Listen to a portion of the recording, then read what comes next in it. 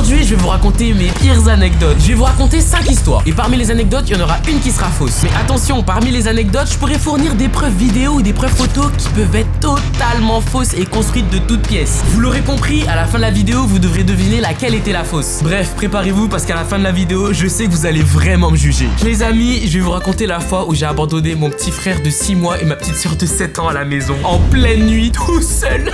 Tu sais, tu viens d'arriver au lycée, genre pour toi le lycée dans ta tête c'est comme dans les séries américaines. Il se passe des dingueries, les gros couloirs, les trucs comme ça. C'est la liberté en fait. Bref, moi je croyais que j'étais un peu trop grand en fait. À cette époque, ma mère elle travaillait de nuit. C'est-à-dire que le soir, elle était pas là. Et je me souviens cette soirée-là, il y avait pas mon père non plus. Donc du coup, avant de partir, ma daronne, elle nous prépare à manger, elle me fait le petit serment et tout en mode bon, tu t'occupes bien de ton petit frère, ta petite sœur, machin et tout. Mais attendez, vous allez venir voir le truc. Au lycée, j'étais un peu fou. Là déjà, vous voyez, je suis excité. J'étais encore plus crazy, j'étais un taré. Je faisais le mur, les gars. S'il vous plaît, ne faites pas ça chez vous, les gars, c'est dangereux en vrai. Mais moi, je faisais le mur et c'était pas la première fois. Je sais, je faisais le mur, je sortais et tout. Et ce soir-là, je me suis dit, ma mère n'est pas là, mon père n'est pas là, go faire le mur. Bref, ma daronne part. Je fais semblant d'attendre quoi, 1 heure, 2 heures, j'attends 5 minutes. 5 minutes après qu'elle soit partie. Oh la racaille. Je mets mon petit frère, ma petite soeur au lit. Mon petit frère, il sait à peine parler. Ma petite soeur, bon, elle avait 7 ans, 6 ans, tu connais, elle savait encore faire le truc. Mais je la mets au lit, tout ça. Je sors par la porte d'entrée.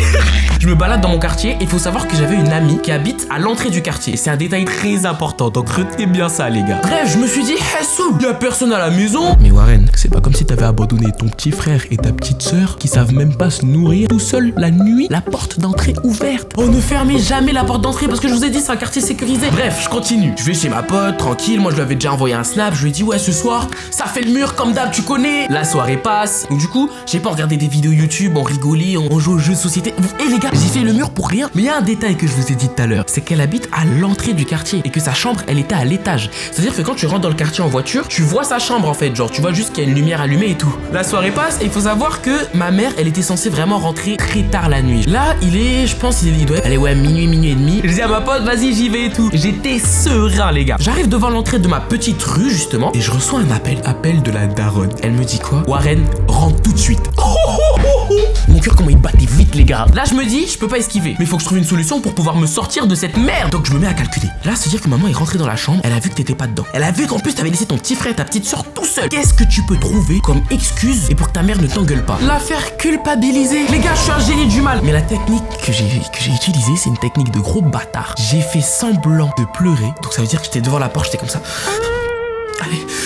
J'entre et je vois ma daronne, elle m'attend comme un antagoniste. Faut voir la position, elle était comme as. Ceinture dans la main gauche, gifle préparée dans la main droite, elle me regardait droit dans les yeux. Bref, ma mère m'engueule, mais genre elle peut pas crier parce qu'en pleine nuit, il y a tout le monde qui dort, elle peut pas crier. Mais elle commence à m'engueuler là. Mais qu'est-ce que t'as fait? Tu les as abandonnés, on est en pleine nuit, t'es fou quoi, ça se fait pas? Bref, du coup ma daronne elle m'engueule, mais surtout elle m'explique comment elle m'a cramé. Et comme je vous ai dit tout à l'heure, le détail important c'est que ma pote, elle habite à l'entrée du quartier et qu'on voit sa fenêtre. Et en fait, moi comme un golemon les frères, j'étais devant la fenêtre en fait. C'est-à-dire que ma mère quand elle est rentrée du travail, elle était passée comme ça. Bah arrête, et tu sais que j'ai fait le mur là, personne m'a cramé et je vais jamais me faire choper. Je suis trop chaud. Ah, je vais rentrer à la maison là voir mes enfants, ça fait plaisir. Oh, il y a la lumière allumée chez Léonore. Attends, c'est mon fils là.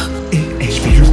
Et quand je vais rentrer à la maison, là il y a les larmes qui commencent à couler. Et je commence à dire, j'ai fait le mur et tout pour voir ma pote parce que avec papa vous faites que vous engueuler. Oui, parce que ce que je vous ai pas dit, c'est qu'à cette période, mes parents ils s'engueulaient beaucoup et tout. Tout va mieux maintenant, mais à cette période ils s'engueulaient, tu vois. Et là ma mère elle commence à culpabiliser. Elle commence à me faire un câlin. Tu sais, si tu vas pas bien, faut pas faire des trucs comme ça. C'est pas bien, tu les as abandonnés, c'est dangereux. Quelqu'un aurait pu rentrer. Les gars, moi j'étais comme ça sur son épaule en mode malveillance max. J'étais comme ça.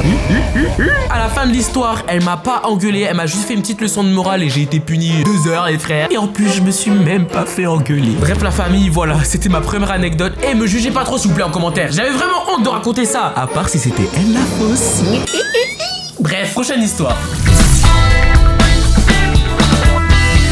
Avant de passer à l'anecdote suivante, les frères, n'oubliez pas de vous abonner. On est en route vers les 500 000 abonnés là, les frères. On est là pour retourner internet, ne l'oubliez jamais. Bref, abonnez-vous, lâchez votre plus gros pouce bleu parce que les prochaines histoires vont être vraiment pires que la prochaine. C'est parti. La famille, je vais vous raconter la fois où j'ai failli me faire virer d'un festival parce que j'ai voulu rencontrer Gazo. Cet été, avec ma copine et des amis à moi, on a été invités au festival des Ardentes. Pour ceux qui savent pas ce que c'est, les Ardentes, c'est ça.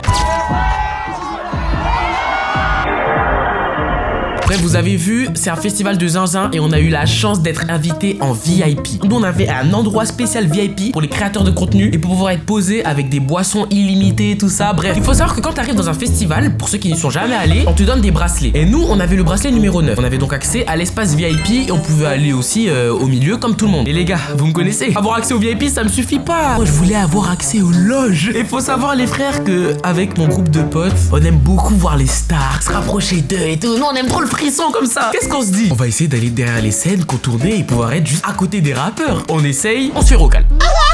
Parce qu'on n'avait pas le bon bracelet. On avait le bracelet numéro 9. Dites-vous, il y a 13 grades. Plus t'as un numéro bas, plus t'as accès à des trucs. Bref, les jours passent, on arrive et tout aux Ardentes. Et on apprend que sur le campus du festival des créateurs, tout ça, il y avait un gars, un pote à moi, qui avait réussi à voler le bracelet organisation. C'est-à-dire qu'en fait, quand t'as ce bracelet, tu fais ce que tu veux. Tu peux aller au village artiste. Et nous, où est-ce qu'on veut aller? On veut aller au village artiste. Tu commences à capter, Toi, on lui demande et il nous dit quoi? Je l'ai volé. Ouais, les gars, vous voyez à la borne et tout, où on va récupérer les bracelets, j'ai juste mis ma tête dans la cabine et j'ai pris un bracelet pendant que j'étais en train de parler au mec. Je vais vous expliquer à quoi elle ressemble la cabine. C'est un petit truc comme ça, genre vraiment une petite fenêtre toute petite comme ça, et t'es à 1 cm du mec qui te donne les bracelets. Du coup, nous on se dit, on n'a pas de limite, on n'a rien à perdre. Le lendemain, on repart à l'endroit où on récupère les bracelets, qui était quand même assez loin du festival, pour essayer de voler un bracelet organisation. On arrive aux bornes pour choper les bracelets. Il y avait personne. Donc du coup, on se dit tant mieux, mais pas tant mieux, parce que ça veut dire que tout le monde va être focus sur nous, parce qu'il y avait au moins 4 cabines alignées. Eux, ils sont tous reliés entre eux à l'intérieur, ils peuvent se parler, tu vois. Il y a Philly qui se met à une borne à gauche et moi je me mets à la borne en face de moi. Et je me mets dans la cabine, c'est-à-dire que je mets dedans, le visage collé au mec qui est assis, et je suis comme ça. Ouais, non mais j'ai perdu mon truc et tout. Et je vois, il y a le bac des bracelets à côté. J'essaie de choper et tout, mais j'ai pas réussi.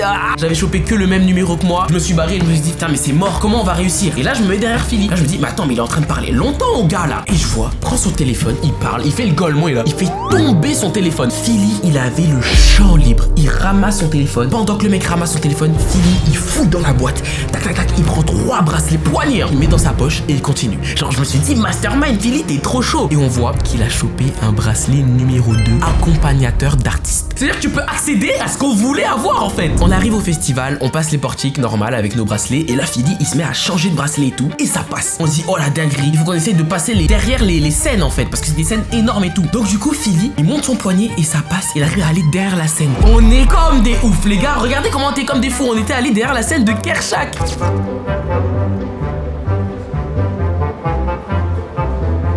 Bref, on avait réussi le premier objectif qui était de passer derrière une scène. On marche en direction du village artiste. Faut savoir que les scènes étaient genre à 5 minutes du village artiste. Donc il fallait passer. Donc il me passe son bracelet et moi je suis en train de le resserrer en train de marcher. Très important comme détail. Je suis en train de le faire et tout, je touche mon bracelet et il y a une petite camionnette, une petite voiturette de sécurité qui passe et tout. Et là, on entend hey, vous là! Là, on commence à stresser. Sachant qu'il y avait moi, Philly qui avait le bracelet numéro 2 et notre pote qui avait le bracelet organisation. Il était là aussi, tu vois. Bref, ils arrivent vers nous et tout. Qu'est-ce que tu fais? Je veux ton numéro, ton nom, ta carte d'identité. Ils sont ultra vénères avec moi en plus, hein. Bizarre. Je leur dis non, mais moi, je suis vraiment là et tout parce que j'avais le bon bracelet, j'avais pas le bracelet qu'on avait volé. Regardez, j'ai ma carte d'identité, ils me prennent la carte comme c'est là. Ouais, c'est quoi? Il appelle son collègue et tout. Et là, je me dis, c'est fini pour moi. Et là, une dinguerie, notre pote qui avait le bracelet organisation. D'ailleurs, c'est Hiroy, big up à lui. Il arrive et il dit non, lui, il est ici, c'est bien son numéro. Les mecs giga vénères, ils se calment. D'un coup, c'est bon, vous pouvez y aller. Quand je vous dis que le bracelet organisation, c'est un bracelet de génie, ça m'a fait passer une sécurité qui était là, prête à me virer, à me faire des violences policières, tu vois. Bon, j'abuse un peu, mais tu captes. Bref, moi, mon cœur, il bat de ouf. Et le pire, c'est qu'on devait se diriger vers le village artiste, on devait faire l'incrustation. On arrive devant la sécurité du village artiste, c'est déjà très intimidant parce que c'est pas la même chose. Là, en fait, t'as vraiment Gazo, Caris, tous les artistes, en fait, ils sont tous entre eux. Philly, il arrive à rentrer avec son bracelet 2 qui est accompagnateur d'artiste. Il prend en plus un pote à nous, il arrive à le prendre et tout. Donc là, on arrive au portique. Philly, il arrive à rentrer, mais il faut savoir qu'à ce village-là, il avait pas le droit au plus 1. Je sais pas pourquoi la sécurité, elle s'était renforcée. Mais Hiroy, il passe avec son bracelet organisation, il prend Johannes, celui qui fait des tours de magie et tout sur TikTok, il arrive à le prendre, mais il avait plus droit à quelqu'un d'autre. Donc moi, je passe et tout, je suis en mode, ouais, est-ce que je peux rentrer? Je suis avec eux et tout. Ils me disent, non, tu rentres pas et tout, tu te dégages, machin et tout. Moi, j'avais les larmes aux yeux, je commençais à stresser et tout, mon cœur il battait, j'étais là, ça y est, c'est fini. Et un boss de la sécurité qui arrive derrière et il dit, hey, tu prends plus personne, t'arrêtes de faire rentrer les guignols et tout comme ça. Philly, il essaie de me faire rentrer, il essaie de gratter en mode son bracelet 2 et tout. Non, mais il peut rentrer, il est avec moi, je sais pas quoi. Il dit, non, toi dégage, va là-bas et tout. Il se fait recaler alors qu'il a le bracelet 2 quand même. Et là, Hiroy, il arrive en tant que sauveur et là, lui, il est avec moi. Ils ont tous fermé leur gueule. Je vous jure, premier degré, la réaction des vigiles quand ils ont vu le bracelet, c'était comme ça. Ouais, non, toi tu rentres pas. Oui, vas-y, tu peux rentrer, t'inquiète pas. Le pire, c'est que Hiroy, il est grand et tout. Quand il a le visage serré, il fait un peu peur, tu captes. Donc il a dû intimider la sécurité. On arrive à passer la première sécu. Deuxième sécu, pareil, il agite le bracelet et tout. Ils sont tous en mode, maman, c'est tout, il nous laisse passer. Allez-y. Et là, je rentre et je vois qu'on est dans le village artiste. Et c'est là que j'ai pris cette photo devant tous les autographes des artistes en fait. Bref, on entre, on passe à côté de Osiris Jack du 667. On passe à côté de Franglish, de Dinos. Carrément, Philly, il a pris une photo avec Dinos. On est là, on est dans un monde. Mais notre objectif, c'était Gazo, les gars. On marche, machin, on passe à côté de la sécurité, tout tranquille. Et là, on voit qui? On voit Gazo, les gars. C'est mon rappeur préféré, les frères. Gazo, c'est une dinguerie, comment j'aime ses sons, je les saigne tout le temps. On arrive à l'approcher et c'est là que j'ai réussi à faire cette fameuse photo qui est sur mon Instagram, les gars. Faut voir comment j'étais trop fier, j'avais les larmes aux yeux. Et en plus, regardez le regard. On a l'impression qu'on a une alchimie entre nous, les frères. D'ailleurs, je fais la petite pub, hein. Allez sur mon Instagram en vif. En plus, il y a Gazo qui me follow. Il te follow, toi, Gazo? Bref, voilà, on a réussi à s'incruster au village artiste. Et surtout, j'ai failli me faire virer des ardentes, en fait. À part si c'est elle, l'anecdote fausse. Peut-être que j'ai tout inventé, peut-être que tout est faux. Bref, prochaine histoire. Bon les amis, là on arrive à un moment de la vidéo où les anecdotes vont commencer à être vraiment hard. Dites-vous à un moment, j'ai date une meuf qui était en couple. Bref, je vous en dis pas plus, vous allez voir après. Là je vais vous raconter le moment où j'ai payé 2000 € parce que j'ai cassé un bureau et que mon beau-père a failli se battre avec le propriétaire. Faut savoir qu'avant d'être dans ce beau studio, j'étais dans un ancien appartement qui était bien ghetto, hein. Là je vous mets les images. L'appartement il faisait 1 mètre carré, c'était un KGB, frère. En vrai de vrai, j'ai vécu des bons moments dedans. C'est là que j'ai commencé Internet. Faut savoir que c'était déjà un appartement meublé. Cela il coûte un peu plus cher, mais au moins t'as déjà tous les meubles, t'as besoin de rien acheter et tout. C'était à une période où j'étais vraiment accro à FIFA. D'ailleurs, si vous voulez me voir jouer à FIFA, venez sur Twitch. Petite pub, je cale comme ça. J'ai repris les live Twitch le lundi, mercredi et vendredi à 20 h. On est sur Twitch. N'hésitez pas à venir en live, les gars. Il se passe des masterclass. Bref, c'était la petite parenthèse. Un soir, comme d'habitude, c'était un week-end, je crois. J'allais pas chez mes darons, donc j'étais tout seul dans l'appart. À force de jouer, choya. Et la sauce qui monte. Je perds. Et là, je pète un câble. Je prends ma manette et je fais casse les couilles et tout. Je regrette instantanément. Et on se sait, les gars, tous ceux qui ragent sur les jeux vidéo, si je peux vous donner un conseil, ne vous énervez pas, ne tapez pas un mur parce que c'est le mur qui va toujours gagner. Là, je regrette et je vois, il y a un trou sur mon bureau. Je me dis, oh putain, c'est la merde et tout. Je me dis ça 5 minutes. Après, je m'en bats les couilles, je continue à jouer.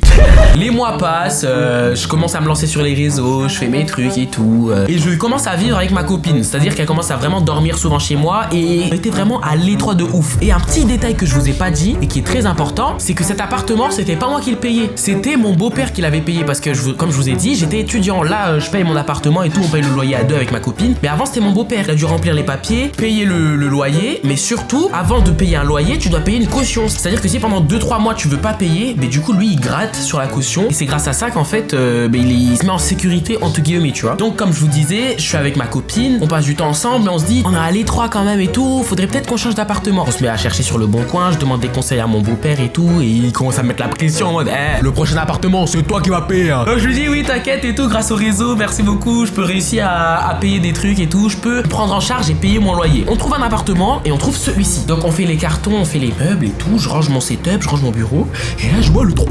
Oh, je l'avais oublié, le trou. Comment je vais faire? Il y a un trou sur mon bureau, mais je me dis en vrai, il est petit. Genre je sais pas si j'ai une photo quelque part. Je me suis dit bon, ça va passer, pas de souci et tout. J'appelle mon daron, je lui montre, il me dit non mais c'est bon, il va te donner la caution et tout. Au calme. On fait l'état des lieux avec mon propriétaire qui était super sympa d'ailleurs. Tout se passe bien, carré et tout. Et là il voit mon bureau. Là il commence à péter un câble. Comment ça se fait que vous avez cassé ce bureau, vous me l'avez pas dit et tout? Parce que oui, je l'ai pas dit en fait. Genre j'aurais pu le dire dès le jour 1 quand je l'ai cassé, dire machin et tout, il aurait rien dit. Il pète un câble, il commence à hausser le ton sur moi. Moi vous me connaissez, je me laisse pas faire et tout. Je commence à péter un câble, je lui dis ouais mais c'est pas normal, je m'en fous, c'est bon, c'est juste un trou dans le bureau, si vous voulez c'est moi qui le paye et tout. Cassez pas les couilles, c'est n'importe quoi, j'ai appelé mon daron, il va péter un câble. Les gars, c'est ce que j'aurais fait si j'avais eu des couilles, bien évidemment que je n'ai rien dit les gars. J'étais comme ça, je me suis mis, j'ai baissé la tête, je dis oui monsieur, je suis désolé, j'aurais dû vous le dire, prenez les 2000 balles de caution s'il faut. Il garde la caution en gros, il la garde pour lui, c'est à dire qu'en fait moi j'ai perdu 2000 balles sur le truc, enfin moi. Mon daron il a perdu 2000 balles et vous connaissez les darons. Donc 2-3 jours après, mon daron il me dit pourquoi j'ai pas reçu le chèque de caution? Il y a le chèque de caution. Là je lui dis papa, tu te souviens le trou sur la table? En fait du coup le propriétaire il a pété un câble, il a gardé la caution. Je crois que j'ai jamais vu mon beau-père s'énerver autant au téléphone, genre il a commencé à crier. Quoi, 2000 € pour son putain de bureau de merde? Et moi je suis au téléphone, je suis comme ça. Je lui ai dit qu'il pouvait prendre la caution, machin. Donc du coup on programme un rendez-vous tous ensemble dans l'appartement avec ce bureau, avec le petit trou comme ça et tout. J'arrive, je suis un peu timide parce que je sens que c'est le choc des titans. Donc mon beau-père il commence à expliquer, ouais c'est pas normal, tout ça pour ça, c'est juste un petit trou dans le bureau. Et le propriétaire commence à hausser le ton. Faut savoir qu'il faut pas hausser le ton sur mon beau-père les gars. Ça commence à crier, ça commence à se rapprocher et moi je suis tout petit au milieu en mode non mais c'est pas grave et tout, c'est juste un chèque de caution. Et il commence à faire quoi? Vous voyez dans les séries ou dans les cours de récré, ils commencent à se mettre front contre front et tout. Je leur dis non mais écoutez c'est pas normal, on peut pas s'énerver pour un bureau genre. Et là je vois le propriétaire il a le poing serré. Et mon daron il voit que le propriétaire il a le poing serré et il dit quoi? Mot pour mot il dit quoi? Il dit tu vas faire quoi avec ton poing là? Les gars, je me suis dit là c'est mort. Tout goal, patate, ça va se tuer. Je me suis dit c'est mort pour mon daron, on va se faire éclater. Et là les gars, c'est lunaire. Mon daron, il reçoit un appel de ma mère. Donc ça a réussi à l'apaiser. Le propriétaire, ça a aussi réussi à l'apaiser, l'appel et tout. Et au final, ils sont mis un terrain d'entente. Ils se sont dit bon, je vais pas récupérer les 2000 € de la caution, je vais récupérer que 1000 balles. 1000 balles pour un bureau, pour un trou comme ça dans le bureau. Mais bon, au final, mon daron, il était content. Il s'est dit on arrive nous aussi à récupérer 1000 €. Haïsoul, c'est pas grave. Il se serre la main, chacun de son côté. Plus aucune nouvelle les gars. Et là on rentre dans la voiture avec mon beau-père et faut voir la leçon de morale que je me suis pris. Il m'engueule, il me dit tu vois, on a perdu 1000 € à cause de tes conneries machin. T'as intérêt à pas faire de bêtises dans ton prochain appartement. Il faut savoir que depuis ce jour-là, je n'ai plus rien cassé en rageant sur un jeu vidéo. Bref, ça se trouve tout ce que je viens de vous dire c'était totalement faux. Vous saurez à la fin de la vidéo. Allez, prochaine histoire. La famille, on va rester sur le thème des appartements et je vais vous raconter le jour où j'ai cru qu'il y avait eu une invasion de rats dans mon nouvel appartement. Donc là, on se retrouve actuellement dans cet appartement. Comme vous le savez, avec ma copine, on est créateur de contenu. Donc on est amené à souvent aller à Paris pour aller à des événements. Bref, c'était cet été, on est allé sur Paris pour 2-3 jours je crois et on s'est dit pourquoi pas prolonger sur une semaine et aller au parc Astérix. Bref, c'est-à-dire qu'on a laissé l'appartement vide pendant une semaine. Il y a un détail que je vous ai pas dit, c'est qu'à chaque fois qu'on part avec ma copine, on oublie tout le temps de jeter les poubelles. C'est-à-dire que quand on revient, ça pue la mort, ça pue la poubelle. Bref, on va au parc Astérix, on revient à l'hôtel, on fait nos bails. Wesh, attends, c'est nerveux ce que j'ai dit. Non, on fait pas nos bails en mode. Non, on fait ce qu'on a à faire. Enfin, genre, en mode. On dort. Wesh, le jour du départ arrive. Donc, on va à la gare. On prend le train, on revient sur Bordeaux et tout. On est content, on a quand même eu une semaine assez fatigante. On arrive devant la porte, on est content, on rentre dans l'immeuble, ça sent bon. Comme je vous ai dit, c'est carré et tout. On monte le premier étage, on commence à sentir une odeur et on se dit, c'est quoi ce bordel? C'est quoi ça encore? On ouvre, on rentre dans l'appartement, ça pue la mort. Et il faut savoir que c'était un moment où j'avais beaucoup de colis. Du coup, on mettait les colis en carton à côté de la poubelle pour pouvoir les descendre après. 1 ou 2 semaines que ce carton vide était là. Je soulève le carton et là, je vois plein de crottes de souris ou de rats ou genre ah mais ça me donne des frissons. Et je sursaute, je me mets à crier. Et Bianca, gros bonhomme, elle se met comme ça en mode qu'est-ce qui t'arrive frère? Je lui dis mais regarde par terre, il y a des crottes de rats. On se dit mais attends. Ça se trouve, on dort, il y a des rats qui montent sur le lit. Ça veut dire qu'il y a des rats qui sont dans le salon et tout pendant qu'on était là. Les gars, la vie, putain, je suis traumatisé, il y a des crottes de souris. Là, il y a des crottes de souris, il y en a dans le coin là-bas, il y en a à côté dans les toilettes. Je me chie dessus, regardez. Je me chie dessus. J'ai appelé une société de désinfection de rats et de souris. J'ai trop peur. La vie, j'ai trop peur. J'aime pas ça. J'aime trop quand c'est propre chez moi. J'aime pas ça. Donc moi, ni une ni deux, je dégaine mon téléphone. J'appelle une société de rats. 23h un dimanche. Jamais il y a quelqu'un qui décroche. Bref, je les appelle. Je leur dis ouais. Je crois qu'il y a une invasion de rats chez moi. J'étais pas là pendant une semaine et tout. Il me dit ok, très bien. Vous voulez qu'on intervienne maintenant ou qu'on attende une semaine pour venir? Ils peuvent intervenir maintenant, genre en mode ils peuvent venir là à 23h ce soir. Je leur dis venez ce soir. Je veux plus de rats chez moi. Il me dit ok super, on peut venir, on peut intervenir dans 30 minutes, mais par contre le prix ce sera 600 €. 600 quoi? Les gars, là je me suis pris une grenade flash au téléphone. 600 balles frère? Et il me dit oui mais vous savez c'est l'intervention parce qu'on est dimanche, c'est à l'improviste, mais vous là on peut venir dans une semaine, ça coûtera 400 balles. Là je lui dis non en fait je suis pas très sûr que ce soit des rats, j'ai plus besoin, merci, au revoir. Je suis en panique, moi j'étais tétanisé les gars, je voulais plus toucher le sol, je voulais plus me balader. Ma copine vraiment en mode gros bonhomme, elle a pris les choses en main, franchement pourtant elle a peur de beaucoup de choses mais là elle avait pas peur de ça du tout. Elle prend une pelle, elle ramasse les crottes et tout, il y en avait partout hein. Quand je vous dis il y en avait partout, il y en avait dans le carton, il y en avait dans la salle de bain, un peu dans mon studio, un peu partout, juste dans la chambre il y en avait pas. Elle ramasse à la pelleteuse et là moi du coup je fais mes recherches sur internet comment les exterminer et je vois qu'il faut surtout pas les ramasser à la pelle et à la balayette. Parce que quand tu les bouges en fait ça dégage des toxines. Déjà ils servent à rien, même leur caca il est toxique frère. Bref là je suis encore plus en train de paniquer. Je dis à Bianca non, il y a des toxines dans la maison et tout, qu'est-ce que t'as fait? Pitié, il faut pas bouger les machins et tout. Donc du coup ça veut dire que nous on s'enferme dans la chambre avec Bianca. Et elle aussi elle fait des recherches sur son téléphone. Et elle cherche et tout ce qui ressemble à des crottes machin. Et on se dit mais attends mais ça se trouve c'est pas des crottes, ça se trouve c'est pas des crottes de rats parce qu'on n'entend rien, on voit pas de rats, on n'a jamais vu de rats. On fait nos recherches et là les gars on voit quoi? On voit qu'en fait c'était tout simplement des larves séchées de mouches.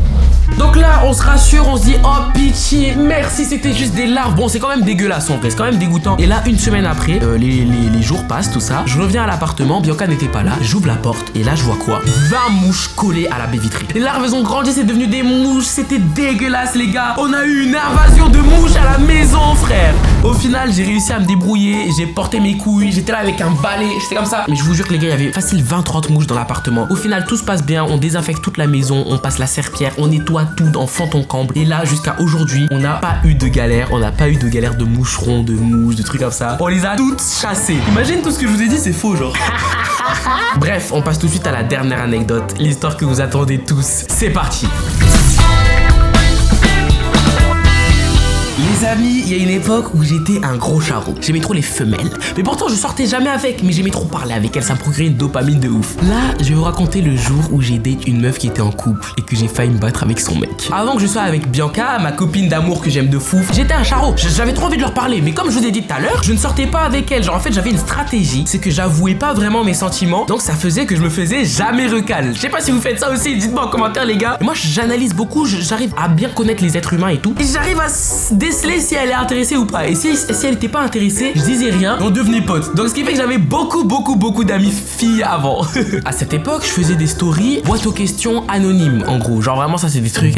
Ceux qui faites ça, arrêtez s'il vous plaît. Je vous explique. À l'époque, quand tu demandais un fait plus note à un mec en story, tu voulais qu'en fait le mec donne un avis sur toi et qui te note. Lunaire. Déjà qui note des personnes qui donnent un avis sur les gens, c'est lunaire. Mais bon, c'était une autre époque les frères. Du coup, j'étais là le soir, je regardais mes stories, j'avais trop le seum. Et là, une fille répond à la story que je ne connaissais pas. Elle me demande des faits plus notes. Donc moi, vu que je la connais pas, je dis ouais, on se coco pas trop, mais t'as l'air sympa, en plus t'es mignonne. Oh là là, oh ça me gêne de dire ça.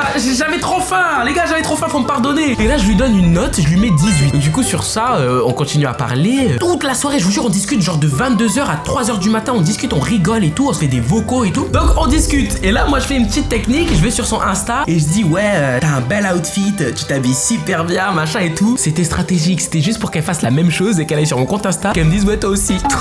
Bref, elle va sur mon Instagram, elle voit une de mes tenues, elle se dit putain mais toi aussi tu t'habilles trop bien, t'es trop mignon machin. Du coup je m'habillais trop mal à cette période les gars, j'étais vraiment laid. Et là je lui dis quoi? Ouais, si tu le trouves beau en photo, tu peux le voir en vrai carrément. Et là j'ai quoi? Oh ouais, viens on se capte machin. Et on se donne rendez-vous le lendemain. Et je vois il y a une autre meuf qui m'attend. Et là j'apprends que c'est sa pote. On l'appelait Clotilde. J'ai appris que Clotilde elle était venue avec sa pote. Donc déjà ça part bizarrement. Genre tu commences à faire un date avec une meuf, il y a sa pote. Ah chelou le truc. Au final le date se passe très bien, il y a une alchimie, on se déplace, on va à la plage et tout parce que j'habitais là-bas avec mes darons et tout. Et là à cette époque faut savoir que j'avais un scooter. On va en scooter à un autre endroit pour se poser à l'ombre et tout parce qu'il faisait très chaud. On marche et là Clotilde elle marche devant et tout et je me retrouve tout seul avec sa pote. Et je lui dis ouais on va où là? On va rejoindre qui? On fait quoi et tout? Parce qu'on devait rejoindre des gens. Et elle me dit quoi?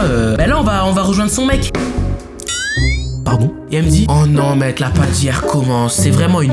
Et là n'importe qui se serait cassé. Tout le monde m'aurait dit mais frère casse-toi. Non, vous connaissez votre gars, moi j'avais trop faim et en plus j'étais curieux. Donc je descends les escaliers, on rejoint le groupe de mecs. Je vois Clotilde, elle est en train de galocher le mec devant mes yeux.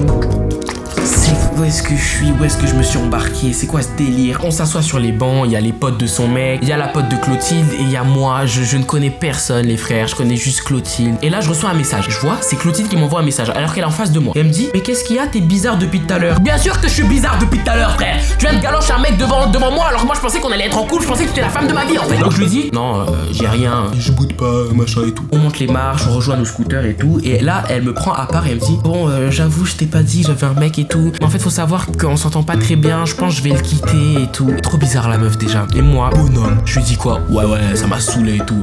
Tu dois faire un choix, soit tu le quittes et tu me prends, soit tu restes avec lui et on se parle plus jamais. Et là elle est intimidée mais un peu chauffée, elle dit ouais, bon écoute, je vais lui parler. Elle va lui parler, moi je me mets sur le scoot. Elle part avec son mec et son mec il me regarde. On a le code de bro quand même, tu sais, entre gars, on se connaît, on sait qu'on a tous les deux été mis dans cette situation à notre insu, genre ils discutent 5 minutes, ils reviennent et tout. Et là, je vois elle a un peu les larmes aux yeux et tout, je me dis putain qu'est-ce qui s'est passé? Je lui dis mais attends mais qu'est-ce qui se passe machin? Elle me dit non mais rien t'inquiète, est-ce que tu peux me ramener chez moi et tout? Je lui dis mais attends, si tu montes sur le scoot ça veut dire que tu l'as quitté. Et elle me dit non mais oui t'inquiète, je vais le quitter et tout, je l'ai quitté déjà. La scène elle est lunaire. Elle monte sur le scoot derrière moi. Elle s'agrippe à moi. Je démarre et il y a son mec qui nous regarde. La soirée passe. Elle m'envoie un message. Elle me dit ouais, je l'ai quitté et tout. Je sais pas quoi.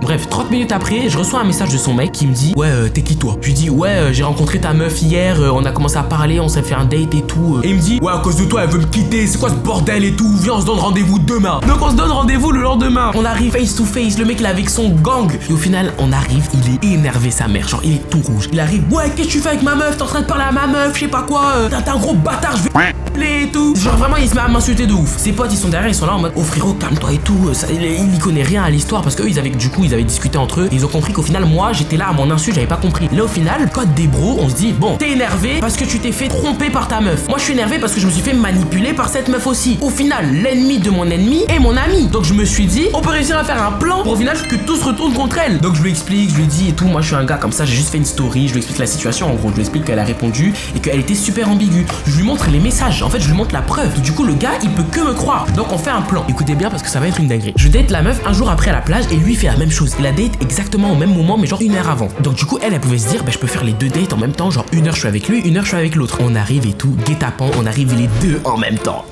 Et lui il avait toujours ramené son gang de potes et Clotilde elle était aussi avec sa pote. C'est le jour où j'ai eu la plus grosse humiliation de toute ma vie. Elle commence à prendre son mec par les sentiments, à le manipuler devant moi. Donc lui qu'est-ce qu'il fait? Il oublie le code des bros. Tout se retourne contre moi. Il y a ses potes, ils commencent à se dire ouais t'es un bâtard en fait, tu nous as menti, c'était des faux screens, je sais pas quoi. Et la seule personne qui était de mon côté, c'était la pote de Clotilde qui était là en mode non moi je suis pas d'accord avec ce qu'elle fait. Je sais très bien que tout ce qu'elle dit c'est faux, mais elle a réussi à manipuler son mec parce que c'était les sentiments, tu captes. Je dis ouais c'est bon, c'est pas grave et tout, je me casse, je rentre chez moi en scooter. J'arrive à la maison, je regarde mon téléphone, je vois que tout le monde m'a bloqué. On est en train de me faire passer pour un mec fou qui essaye de manipuler des meufs pour qu'elles trompent leur mec, tout ça. L'histoire elle a super mal fini, mais au final je me suis pas battu. Mais ce qu'on doit retenir de l'histoire, c'est que je suis arrivé à un date avec une meuf qui a galoche son mec devant moi et elle m'a fait croire qu'on pouvait sortir ensemble. C'est une dinguerie. Maintenant c'est à vous de jouer. Pour vous c'était quoi l'anecdote fausse? Celle où j'ai abandonné mon petit frère et ma petite sœur? L'anecdote où j'ai failli me faire virer des ardentes parce que j'ai voulu rencontrer Gazo? L'histoire où j'ai payé 2000 € de caution parce que j'ai juste fait un petit trou dans un bureau? L'invasion de mouches ou plutôt de rats? Ou alors la dernière, l'histoire où j'ai date une meuf en couple? Je vous laisse 10 secondes. Allez,